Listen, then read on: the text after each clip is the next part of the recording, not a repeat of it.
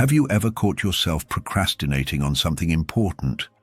Not because it's meaningless, but because it's hard? Do you find it easier to scroll endlessly than to start that workout, that project, or that conversation? Here's the truth. It's not that you're lazy. Your brain is wired to protect you from discomfort. But what if you could rewire it to crave challenge instead?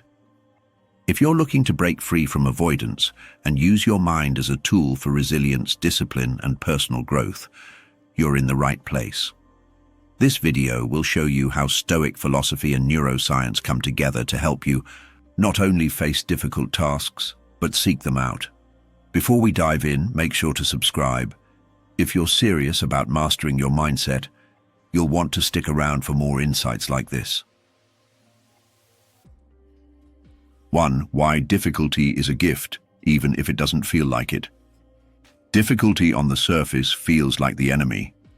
It arrives dressed in pain, draped in inconvenience, and usually comes when we least want it. But what if we've been looking at it all wrong? The ancient Stoics, Marcus Aurelius, Seneca, Epictetus, had a radically different perspective. They saw hardship not as a misfortune, but as a sacred opportunity, a necessary ingredient in the recipe of a strong and meaningful life. In their view, life's trials are not obstacles on the path, they are the path. Every challenge is a hidden invitation to develop traits like courage, discipline, patience, and resilience. What breaks the weak builds the wise. In today's modern world, we've grown conditioned to avoid discomfort. Convenience is marketed to us as the ultimate goal. Fast food, instant delivery, effortless entertainment, one-click everything. We are taught, subtly and repeatedly, that ease is better than effort, that smooth roads are preferable to rocky climbs. But this addiction to comfort is stealing something essential from us. When we rob ourselves of struggle, we rob ourselves of strength. The comfort zone might feel safe, but nothing meaningful ever grows there. Neuroscience is now beginning to validate what the Stoics intuited thousands of years ago. At the center of this is a misunderstood molecule, dopamine. Most people think dopamine is about pleasure, that hit you get when you eat chocolate or scroll through social media. But that's only part of the picture. Dopamine is not just a reward chemical, it's a motivation chemical. It doesn't just spike when we get the reward, it spikes in anticipation of a meaningful reward. This means that your brain is wired to get excited not about the goal, but about the pursuit of the goal. When you believe that your effort matters, when you feel like what you're doing is bringing you closer to something worthwhile, your brain rewards that belief with motivation. This is why you feel energized when you're on a mission, when you're in pursuit, when you're growing. So the real trick isn't to wait for motivation to magically appear. It's to generate it by framing difficulty as a meaningful pursuit. Instead of seeing struggle as suffering, see it as stepping forward into something important. And here's the kicker. You can train this. You can condition your brain to crave challenge, to associate discomfort with growth, to interpret struggle not as a sign of failure, but as a sign that you're on the right track. Every rep in the gym, every cold call, every rejection, every awkward conversation, if you frame it as a meaningful test, your brain will start releasing dopamine because of it, not in spite of it. The Stoics were right all along. Difficulty is a forge, and like metal exposed to fire, it strengthens your character. It burns away the unnecessary. It exposes your core. The moments that feel like breaking points are actually shaping points. They're turning you into someone with grit, someone with depth, someone with wisdom. Not because it's easy, but because it's hard, and you showed up anyway. So when life throws resistance your way, when things get messy, heavy, and uncomfortable, don't curse the difficulty. Don't run from it. Don't numb it. Step into it. Lean into the fire. Remind yourself, this is the work, this is the way, this is the gift. 2. Reframing reality, trick your brain, change your life. Your brain is a meaning-making machine. It takes input from the outside world, events, tasks, conversations, and attaches labels to them. And those labels become reality, not objectively, but emotionally. The way you frame an experience often matters more than the experience itself. This is the foundation of what I call psychological rebranding, the ability to consciously change the way you interpret your actions and thereby shift your emotional response to them. Think of it like this. If you tell yourself, I have to go to the gym, your brain hears obligation, chore, something to endure.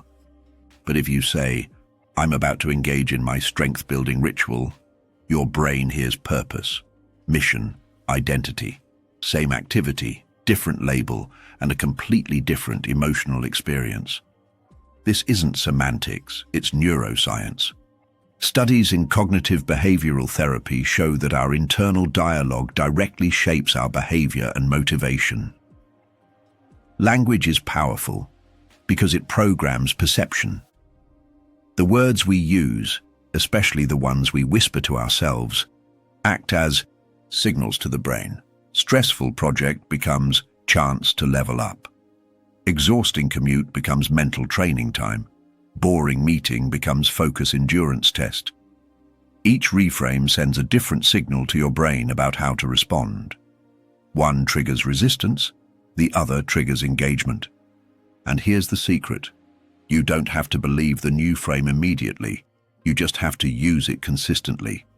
The more you associate empowering labels with difficult tasks, the more your brain starts to expect positive outcomes. And when your brain expects value, it releases motivation. You stop seeing effort as suffering and start seeing it as strength. The pain becomes the proof that you're doing something worthwhile. This approach doesn't require you to lie to yourself or fake enthusiasm. You're not pretending a challenge is easy. You're anchoring it to something that matters. That's what reframing does. It gives your struggle a purpose, and purpose transforms effort into energy. When you see the why behind the work, you tap into a deeper source of drive. Suddenly, the task isn't draining, it's defining. Reframing also builds resilience. Life won't always feel exciting or fair or clear. There will be monotony, resistance, confusion. But if you train yourself to find the growth opportunity in every task, you create a mindset that can't be beaten. Even when you lose, you learn. Even when it's slow, it's progress. Even when it hurts, it's forging something inside you. The way out of mental fatigue is not to avoid responsibility, it's to reframe it as fuel, to declare with conviction, this task is my training ground, this effort is my evolution, this is how I become the person I was meant to be. That mindset doesn't just change how you feel, it changes who you are. 3. Why this works, the science behind the shift. This isn't just motivational talk, it's backed by hard science. Neuroscience shows that dopamine, the brain's key motivation chemical, is released in anticipation of reward, not just after you achieve it. The more clearly your brain can see progress ahead, even if it's just a small step, the more dopamine it releases. And dopamine doesn't just make you feel good, it drives you, it sharpens your focus, energizes your body, and amplifies your willingness to act. In a famous experiment, scientists discovered that when rats were trained to expect a reward for completing a task, their dopamine levels spiked before they even received the reward. It wasn't the cheese at the end of the maze that excited them. It was the expectation of reaching it. That's what the Stoics practiced instinctively. They trusted that effort itself had meaning, that the path was the prize. Modern neuroscience just confirms what ancient wisdom already knew. This also explains why habits become easier when you tie them to a meaningful identity. When someone says, "I'm trying to work out," it implies temporary effort. But when they say, "I'm the kind of person who trains," the brain integrates that action into their self-image. And here's the magic. Identity-based habits are self-reinforcing. Every time you act in alignment with that identity, your brain rewards you with motivation because it loves consistency between who you are and what you do. This is the secret to building discipline. Connect hard actions to your internal compass. Make them part of your story. Not something you do, but someone you are. When you say, "I am resilient," your brain starts scanning for evidence to support that. When you act on it, even once, your brain says, "Yes, that's me." That small feedback loop creates an upward spiral of belief, action, and motivation. Behavioral psychology supports this. Research shows that when people reframe challenges in terms of personal growth, when they say things like, "This is helping me grow," or "I'm getting stronger from this," their performance increases. They stay more consistent. They bounce back faster from failure. They engage with obstacles instead of avoiding them. Why? Because their brain has started linking effort to empowerment. Even your perception of pain can shift. Athletes, for instance, often report enjoying the burn of a workout, not because pain is fun, but because they've trained their brain to interpret it as a signal of progress. The same applies to mental strain.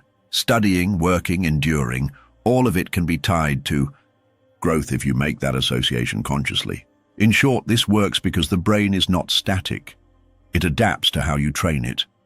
The labels you use, the identity you claim, the frame you apply, they all shape the way your brain rewards effort. And when effort becomes rewarding, motivation follows. Consistency becomes natural, growth becomes inevitable. 4. How to apply this starting today. Let's talk action. Because knowledge without application is just noise. It's easy to absorb wisdom from books, podcasts, or motivational videos, but real transformation only happens when that knowledge is translated into behavior. Understanding that your mindset shapes your reality is powerful, but it's the daily habits, small, often invisible actions, that truly sculpt the brain. So if you want to change the way your mind responds to stress, challenge, or discomfort, you must begin by reshaping how you interpret and engage with those experiences. That starts with deliberate mental training. And this training doesn't have to be complicated. It starts with awareness and micro changes that compound over time. Below are 3 foundational tools you can start using immediately. Cognitive labeling. The language you use to describe your experience directly shapes how your brain processes it. This isn't just motivational fluff. It's a proven psychological principle. Cognitive labeling is the act of attaching words to emotions or actions, and it influences how your body and mind react. For example, when you say, "Ugh, another work day," you're labeling the day with a sense of dread or burden. Your brain responds accordingly, preparing for stress, disengagement, and resistance. But if you flip the script, even if it feels unnatural at first, you begin to carve new neural pathways. Try saying, "Time to build my empire." It may sound corny, but what you're really doing is reframing the task from obligation to opportunity.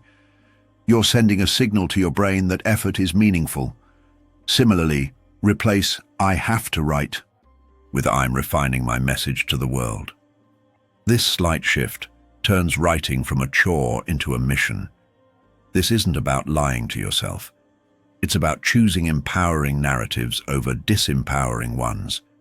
Words shape thoughts. Thoughts shape emotions. Emotions shape behavior. Practice this consciously. Speak it out loud if you have to. Write it down in a journal. The more vividly you reframe tasks with empowering language, the more your brain starts to associate effort with purpose. This is especially useful during moments of resistance. When you find yourself procrastinating, pause and ask, "How am I labeling this task? Is it a burden, or is it a gateway to who I want to become?" This awareness alone is transformative. 2. Micro-committing. The second tool is micro-committing, one of the most underutilized but neurologically aligned strategies for overcoming inertia. We often fail not because we're lazy, but because we bite off more than our brain is ready to chew. Telling yourself you need to study for 3 hours or run 5 miles can trigger anxiety and avoidance. The brain perceives the task as a threat to comfort and energy.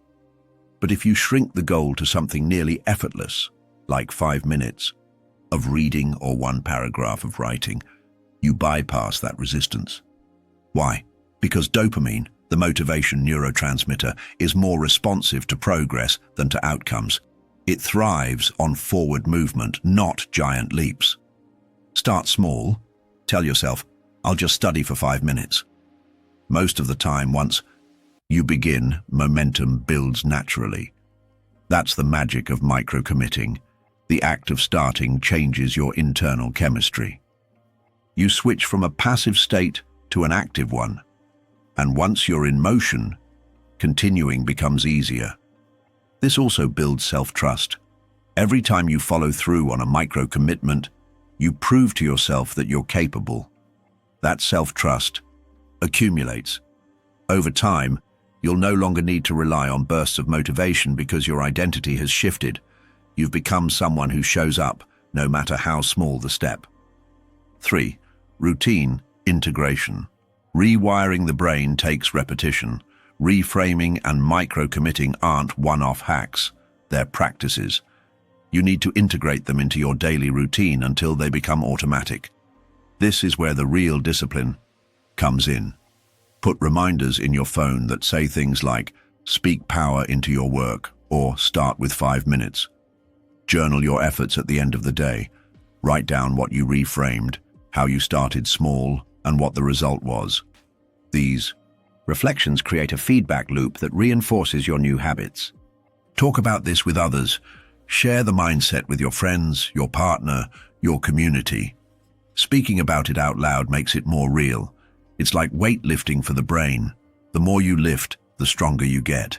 The more consistently you associate effort with empowerment, the more your brain will begin to automatically generate motivation. What starts as discipline becomes instinct. And that's how you build lasting transformation. Not by pushing harder, but by aligning your mental architecture with your goals. 5. Reframing is self-empowerment. Here's the big picture. Every difficult task you encounter presents a fork in the road. One path leads to avoidance, a comfortable but stagnant place where growth is frozen and your potential is wasted. The other path leads to transformation, not because the task itself changes, but because you change. You change how you interpret discomfort. You change how you respond to resistance. You become the kind of person who sees adversity not as an obstacle, but as an invitation to evolve. That's what reframing really is. It's not a trick to fool yourself into liking unpleasant tasks. It's a deeper philosophical shift. It's a declaration that you are not a victim of your emotions or your environment. You are the architect of your mind. This is where Stoicism and neuroscience meet. The Stoics taught that we don't control what happens, only how we respond. They believed that every external challenge was a chance to grow internally. Today, neuroscience gives us the tools to operationalize that wisdom. We now know that the brain is plastic. It can rewire itself based on the thoughts we choose to focus on and the behaviors we repeat. When you reframe discomfort as growth, you change your brain's relationship with challenge. You convert stress into strength. You replace avoidance with curiosity. You turn effort into identity. Think about how this applies beyond just productivity. Imagine facing a difficult conversation in a relationship. One path says, "This is uncomfortable, I'll avoid it." The other says, "This is hard, but it's an opportunity to create clarity and deepen connection."